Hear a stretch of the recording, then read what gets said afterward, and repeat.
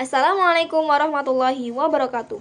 Halo teman-teman, perkenalkan nama saya Dwi Nurul Aini dengan NIM A1A325004 dari kelas R002 Fakultas Keguruan dan Ilmu Pendidikan Prodi Pendidikan Pancasila dan Kewarganegaraan.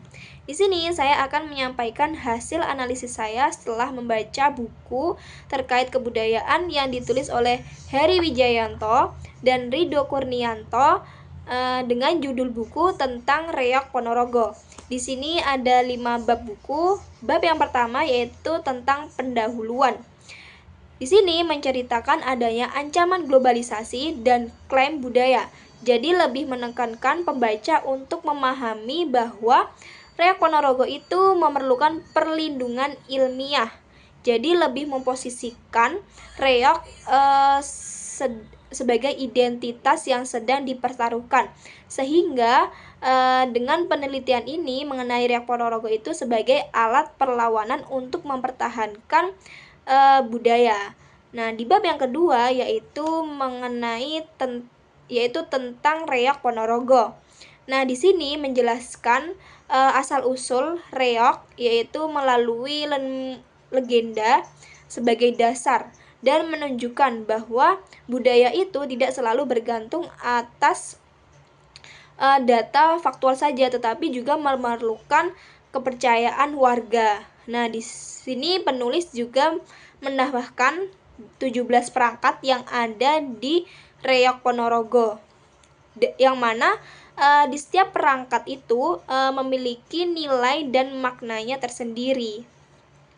Jadi tidak hanya sebagai properti pertunjukan saja.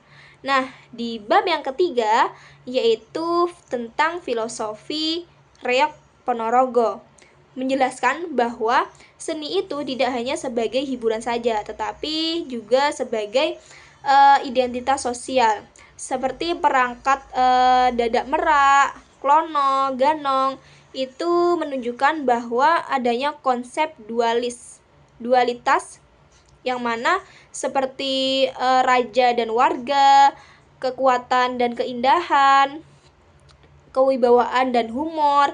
Nah, itu mencerminkan pola budaya Jawa. Nah, di bab 3 ini juga menambahkan adanya perubahan jatil yang awalnya dilakukan oleh laki-laki, tetapi seiring berkembangnya zaman itu kegiatannya juga bisa dilakukan oleh perempuan. Nah, di sini menunjukkan bahwa seni tradisional itu tidak selalu murni, tapi juga adanya selalu bernegosiasi dengan selera masyarakat dan tuntutan zaman. Di bab yang keempat mengenai penelitian jatil. Ya, nah, di sini menceritakan yang dulunya kegiatan jatil ini dilakukan oleh laki-laki, tapi seiring berkembangnya zaman bisa dilakukan oleh perempuan. Nah, di sini menimbulkan pendapat masyarakat yang pro dan kontra terkait kebudayaan tersebut, karena ada isu-isu modern seperti kesetaraan perempuan yang melakukan kesenian pada Reog Ponorogo ini, dan biasanya ini dapat menimbulkan sikap patriarkis. Nah, di bab yang kelima yaitu mengenai gamelan reog.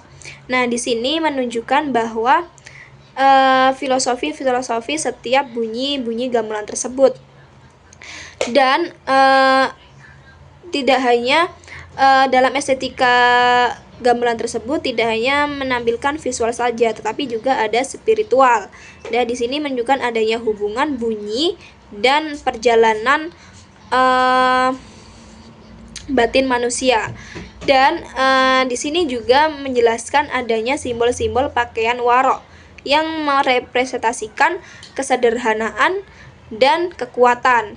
Nah, waro ini sebagai figur moral yang menunjukkan pakaiannya tidak atribut, tapi menunjukkan bahwa adanya jati diri sosial.